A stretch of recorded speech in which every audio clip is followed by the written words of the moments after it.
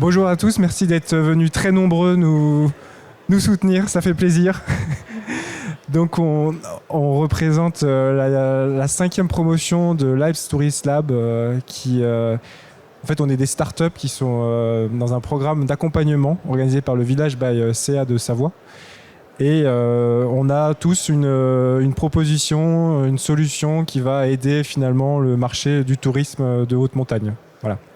Et donc l'idée c'était de chacun nous présenter de façon assez rapide sur un pitch de maximum 5 minutes et de tous s'enchaîner. Et après, si vous avez des questions, vous nous retrouvez au stand si vous voulez. Hein. Donc je vais commencer. Je m'appelle Elie Habermaché.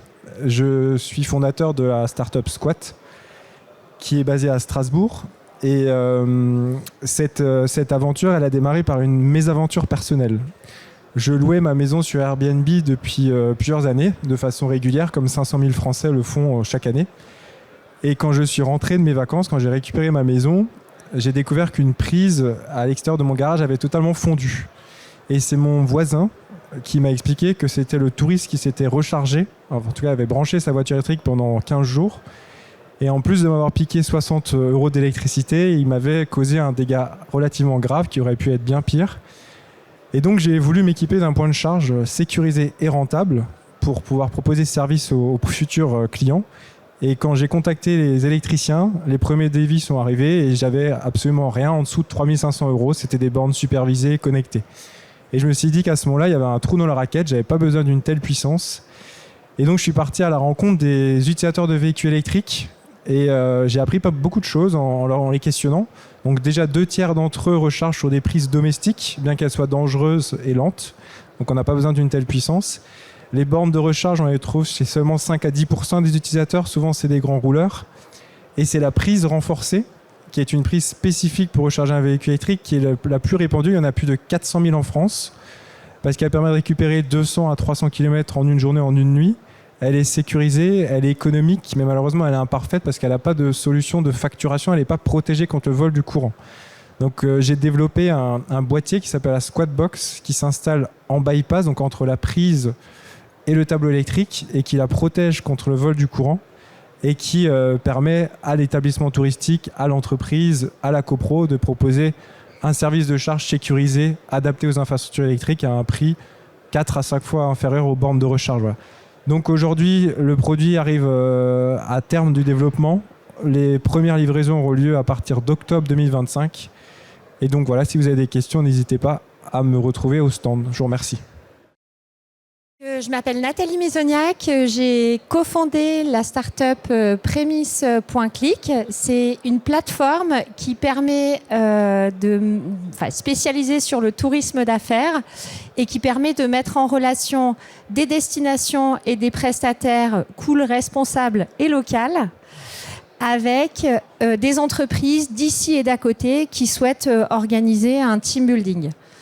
Donc dans toute aventure entrepreneuriale, donc on est 5 dans cette aventure, il y a un déclic, surtout quand on crée Premise.click. Voilà. C'est la rencontre avec Bernard. Alors Bernard, moi j'étais à l'époque à la tête d'une agence de Dev-Eco et j'ai rencontré Bernard qui, pour fêter les 30 ans de sa boîte, avait emmené toute son équipe à Lisbonne. Donc tout le monde aurait dû être absolument très content de partir à Lisbonne et ça n'a pas tout à fait été le cas. Parce que Bernard, toute son équipe a mangé une pizza pas très bonne à Lisbonne. Le charter a eu 4 heures de retard. Et au retour, les collaborateurs se sont vraiment interrogés sur l'adéquation entre ce fantastique anniversaire et la politique RSE qui avait été balancée en grande pompe quelques mois auparavant. Sachant qu'en plus Bernard avait un marché de clients qui était 100% local, c'est vrai que ce choix était un peu bizarre. Et puis, pour avoir discuté avec lui, il me dit, écoute, j'avais pas le temps, j'avais pas d'idée, puis je me suis dit, si je veux épater tout le monde, faut partir très très loin. Et c'est vrai que, non, en fait, pour épater ses collabs, pour épater ses clients, il n'y a pas besoin de partir très très loin, surtout quand on vit sur les deux Savoie et l'Ain. On a un territoire qui regorge de bons plans. Et donc, on a monté avec Premise.click un annuaire en ligne de l'événement professionnel qui permet en total libre accès, en quelques clics, de trouver un lieu, de trouver une activité, un prestataire pour la restauration, l'hébergement, la location de tente, le photographe. Donc vous allez me dire, dis donc, si c'est en libre accès, comment est-ce que tu gagnes ta vie ? Je la gagne très très bien, vous imaginez. Mais on a des clients et nos clients sont des offices de tourisme qui choisissent de référencer leur destination sur notre annuaire et également des prestataires qui font le choix de rejoindre la communauté Prémisse.clic. Alors, on n'a pas développé qu'un annuaire parce que c'est comme mythique, hein, la plateforme. C'est bien de faire du digital, mais rencontrer les gens en vrai, c'est pas mal. Et on organise tout au long de l'année, en partenariat avec les destinations, des after-work pour mettre en avant justement ces territoires auprès des réseaux d'entreprises locales. On est présent sur des salons avec des stands mutualisés pour ensemble faire la promotion de prestataires ou de territoires. Et on a aussi un magazine print. Enfin voilà, on a tout un écosystème de services pour mieux connecter ces destinations méconnues aux entreprises locales. Donc on a 2 ans d'existence, on a 800 prestataires référencés. On travaille avec une vingtaine de destinations et notre objectif, c'est d'augmenter notre déploiement territorial. Pour l'instant, on est sur les Deux-Savoie et l'Ain. L'objectif, c'est de partir sur la Suisse romande et le reste de la région Auvergne-Rhône-Alpes.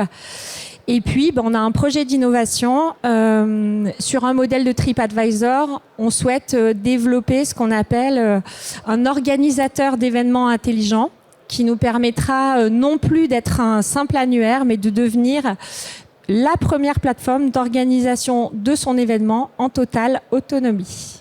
Voilà, merci de m'avoir écouté et puis rendez-vous sur le stand. Bonjour, je m'appelle Fleur Camilleri, je suis fondatrice de Logement de Saison, une plateforme de recherche de logement pour les travailleurs saisonniers à destination des employeurs. Donc mon constat est simple. Aujourd'hui, trouver un logement pour sa saison, un logement décent, abordable et proche de son lieu de travail, c'est devenu le parcours du combattant. Donc, que ce soit à la montagne, à la mer ou à la campagne, cette problématique du logement du travailleur saisonnier est un frein pour le recrutement et la fidélisation de la main-d'œuvre. Donc, Logement de Saison, c'est une réponse à cette problématique. C'est une plateforme qui connecte les employeurs à des propriétaires. Donc, c'est adapté aux réalités du terrain avec des durées flexibles et qui concernent les secteurs du tourisme, de l'agriculture et du BTP. J'ai une double mission en développant cette plateforme, améliorer la qualité de vie des travailleurs saisonniers en leur sécurisant un logement et améliorer et soutenir les territoires touristiques qui peinent à recruter en leur offrant un soutien RH indirect mais essentiel. Donc du coup, aujourd'hui, je développe ce projet avec l'Alpe Tourisme Lab et mon ambition, c'est de devenir une référence pour le logement des travailleurs saisonniers en France. Donc aujourd'hui, je recherche un territoire d'expérimentation pour développer le projet. Merci. Bonjour à tous. Le week-end dernier, j'ai embarqué une amie d'enfance pour participer à une Madjack. Donc c'est une course d'aventure, un trek en Provence. Et sur le chemin, on s'est arrêté à Avignon et Aix-en-Provence, des villes qu'on ne connaissait pas. On est arrivé vers 18h et en nous baladant, on est tombé dans une rue avec une odeur sucrée irrésistible. Je suis très gourmande, donc j'ai pas pu résister. C'était l'heure de l'apéro, mais on a quand même fait comme tout le monde. On a fait nos touristes et on a attendu pendant 10-15 minutes la dernière cuisson. Et c'était des madeleines, mais vraiment irrésistibles. C'est avec une petite croûte croustillante, un intérieur fondant et tout moelleux. Enfin bref, les meilleures madeleines que j'ai goûtées alors que je ne suis pas spécialement fan à la base. Si on n'était pas passé dans cette petite ruelle, on n'aurait jamais découvert cette boutique baptisée les Madeleines de Christophe. Et finalement, pourquoi pas ne pas créer des listes, des bucket lists locales qui nous permettraient de découvrir toutes les choses à découvrir, à tester, explorer dans un lieu qu'on visite. Ça peut être les activités à tester à Chambéry, les bonnes adresses conseillées par les habitants sur Annecy, des expériences insolites à Chamonix, ou pourquoi pas découvrir des artisans passionnés du côté d'Albertville. Voilà. Donc je suis Laurine, je suis la cofondatrice de My Buckly. Et notre mission est de pousser les gens à sortir de chez eux pour pouvoir vivre des expériences et réaliser leurs envies. Nous souhaitons mettre en lien les personnes qui souhaitent vivre des nouvelles aventures avec des prestataires qui leur permettront de les réaliser. Donc comment on va s'y prendre ? C'est simple, on vient de lancer déjà une application qui te permet de créer une bucket list. Donc ça liste toutes les choses que tu aimerais faire dans ta vie. Donc tu vas pouvoir trouver des centaines d'idées, pouvoir en faire à plusieurs et aussi les partager avec tes proches, un peu à l'image d'une liste de naissance ou de mariage pour pouvoir te faire offrir tes cadeaux. Ensuite, cette application sera liée à un site de recherche et réservation d'activités.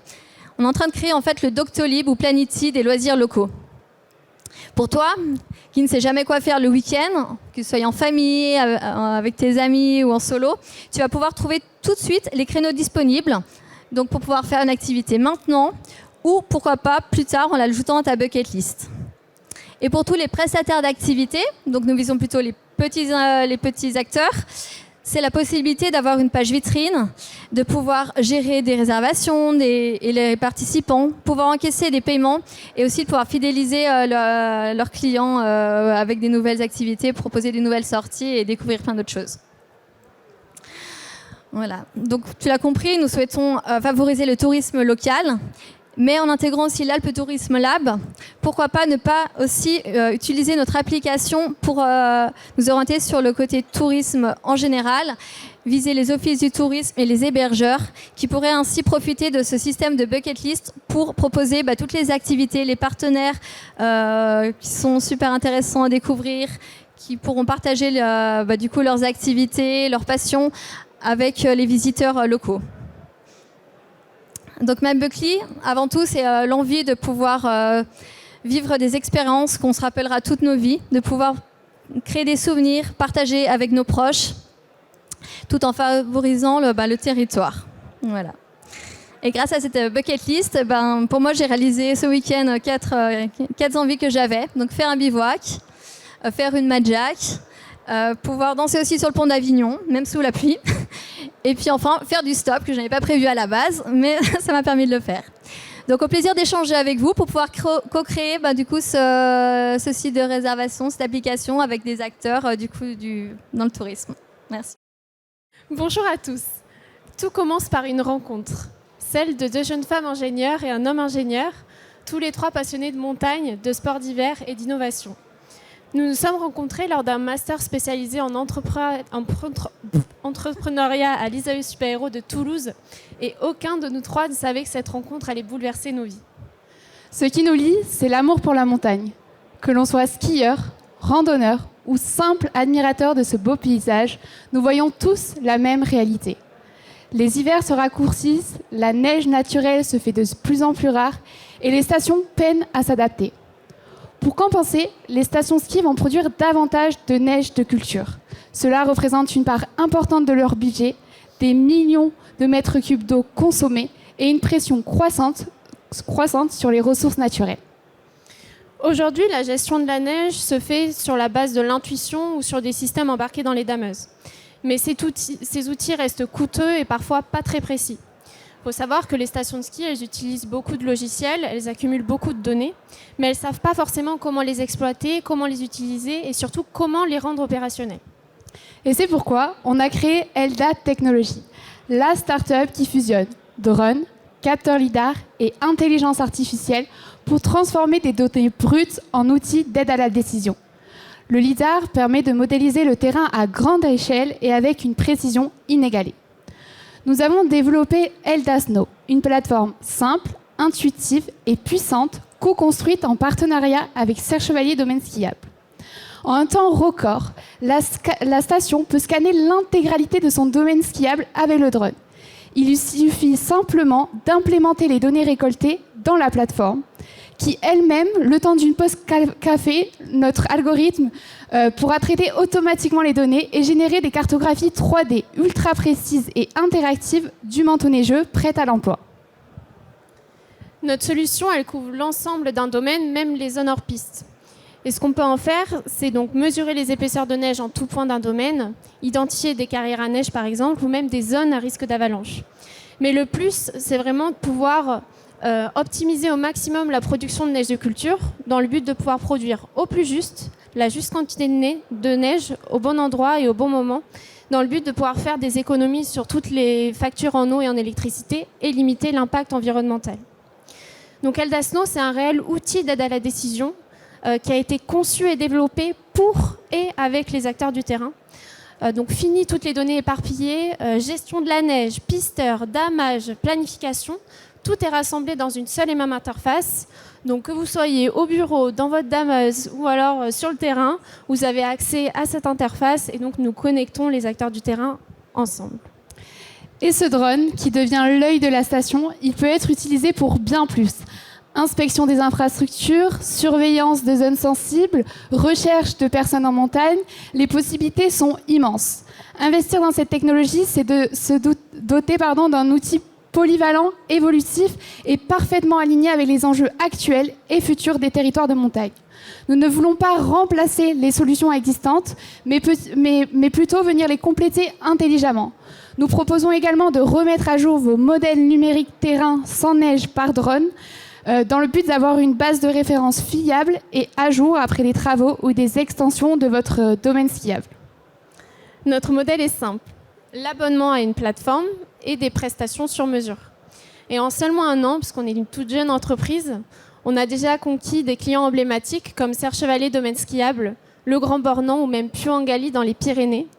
Et on a scanné des hectares de milliers de surfaces en montagne et on leur a permis de faire des économies sur toutes leurs ressources en eau et sur tout le temps consacré aux réunions de coordination.